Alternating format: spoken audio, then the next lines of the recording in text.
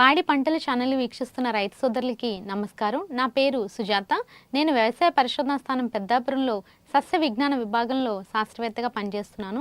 ఈరోజు మనం చర్చించుకోబోయే అంశం ఏంటంటే రబీ మొక్కజొన్నలో ఎరువుల యాజమాన్యం. మన రాష్ట్రంలో వరి తర్వాత ప్రధాన పంట మొక్కజొన్న. మొక్కజొన్నని మనం ఆహారంగానే కాకుండా దానా రూపంలోనూ, పశువుల మేతగాను, వివిధ పరిశ్రమల్లో ముడిసరుకుగాను, పేలాల రకంగాను అంటే పాప్కార్న్ గాను, తీపి కండగాను అంటే స్వీట్ కార్న్ గాను, కాయగూర రకంగాను అంటే బేబీ కార్న్ రకంగా కూడా ఉపయోగిస్తున్నాము. రబీలో సాగు చేసుకునే మొక్కజొన్నలో మేలైన యాజమాన్య పద్ధతుల్ని సకాలంలో పాటించడం వల్ల అధిక దిగుబడులు పొందడానికి అవకాశం ఉంది.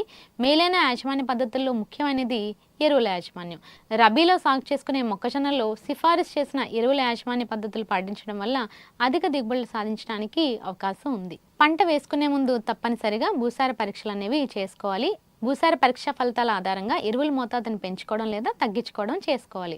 అవసరానికి మించి ఎరువులు వాడడం వల్ల పోషకాలని వృధా చేయడమే కాకుండా అనవసరంగా ఖర్చు పెరగడం, పోషకాల సమతుల్యత లోపించడం, దిగుబడి తగ్గడం, అదేవిధంగా నేల ఆరోగ్యం క్షీణించడం అనేది జరుగుతుంది. కాబట్టి రైతు సోదరులు ఎంత అవసరమైతే అంతవరకు మాత్రమే ఎరువులు వేసుకోవాలి.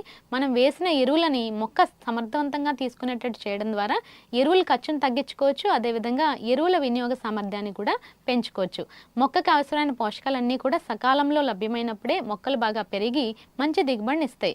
మొక్కలకి అవసరమైన నత్రజని, భాస్వరం మరియు పొటాష్లని, స్థూల పోషకాలని, అతి తక్కువ పరిమాణంలో కావాల్సిన జింకు, ఇనుములని సూక్ష్మ పోషకాలని అంటారు. ఈ స్థూల పోషకాలతో పోల్చుకుంటే సూక్ష్మ పోషక పదార్థాలు అనేవి తక్కువ పరిమాణంలో అవసరమైనప్పటికీ కూడా వీటి ప్రాధాన్యత ఏం తక్కువ కాదు. ఏ ఒక్క పోషకలోపం ఉన్నా కూడా దాని ప్రభావం అనేది దిగుబడి మీద ఖచ్చితంగా ఉంటుంది. రబీలో మొక్కజొన్న పంట అనేది ఎరువులని ఎక్కువగా సద్వినియోగం చేసుకుంటుంది. సేంద్రియ ఎరువులు అదేవిధంగా రసాయనిక ఎరువులు రెండు సమపాలల్లో కలిపి వేయడం వల్ల భూసారం పెరిగి దిగుబడులు పెరగడానికి అవకాశం ఉంటుంది. ఒక ఎకరానికి 8 నుంచి 10 టన్నుల బాగా మాగిన పశువుల ఎరువు లేదా కంపోస్ట్ని ఆఖరి దుక్కులో వేసుకొని కలిదున్నాలి.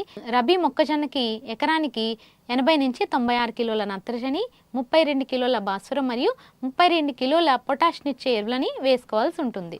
అంటే నత్రజని ఇచ్చే ఎరువుని యూరియా రూపంలో వేసుకున్నట్టయితే 175 నుంచి 210 కిలోలు వేసుకోవాలంటే 3.5 నుంచి 4 బస్తాలు వేసుకోవాలి. భాస్వరం ఇచ్చే ఎరువుని సింగిల్ సూపర్ ఫాస్ఫేట్ రూపంలో వేసుకున్నట్టయితే 200 కిలోలు వేసుకోవాలంటే 4 బస్తాలు వేసుకోవాలి. ఇక పొటాష్ని ఇచ్చే ఎరువుని మ్యూరేట్ ఆఫ్ పొటాష్ రూపంలో వేసుకున్నట్టయితే 53 కిలోలు వేసుకోవాలంటే 1 బస్తా వేసుకోవాలి. ఒకవేళ భాస్వరం ఎరువుని సింగిల్ సూపర్ ఫాస్ఫేట్కి బదులుగా డిఏపి రూపంలో కానీ వేసుకున్నట్టయితే 70 కిలోలు వేసుకోవాలి. అప్పుడు యూరియా 3 నుంచి 3.5 బస్తాలు వేసుకుంటే సరిపోతుంది. ఈ ఎరువులు ఎప్పుడు వేసుకోవాలనే విషయాల గురించి మనం తెలుసుకుందాం. నత్రజని ఇచ్చే ఎరువుని 4 దఫాలుగా వేసుకోవాలి.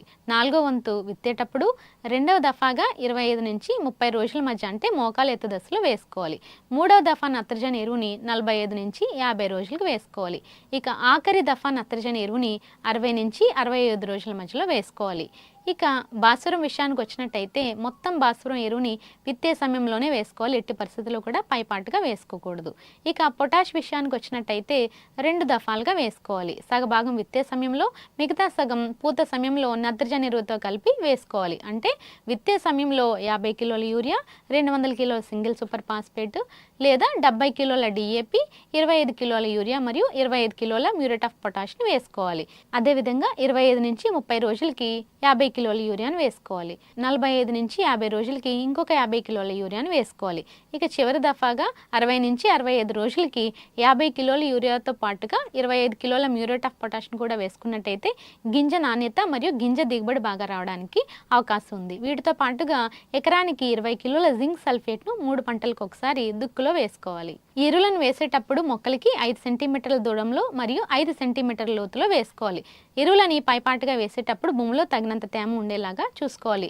ఇక అంతర్ కృషి విషయానికి వచ్చినట్టయితే విత్తిన 30 నుంచి 35 రోజులకి గొర్రెతో కానీ, పశువులతో కానీ, గుంటకలతో కానీ లేదా పవర్ వీడర్ ఉపయోగించి కానీ లేదా కల్టివేటర్ నడిపి కానీ అంతర్కృషి చేసి తర్వాత నత్రజని ఎరువును వేసి వెంటనే బోధనాగలు నడపడం వల్ల ఏమవుతుందంటే మొక్కల కుదుళ్లపై మట్టి చేరి మొక్కలు పడిపోకుండా ఉంటాయి. అలాగే కలుపు మొక్కల నివారణతో పాటుగా మనం వేసిన నత్రజని ఎరువును కూడా మొక్కలు బాగా ఉపయోగించుకొని ఏపుగా పెరగడానికి అవకాశం ఉంది. కాబట్టి రైతు సోదరులు తప్పనిసరిగా 30 నుంచి 35 రోజులకి అంతర్కృషి అనేది తప్పనిసరిగా చేసుకోవాలి.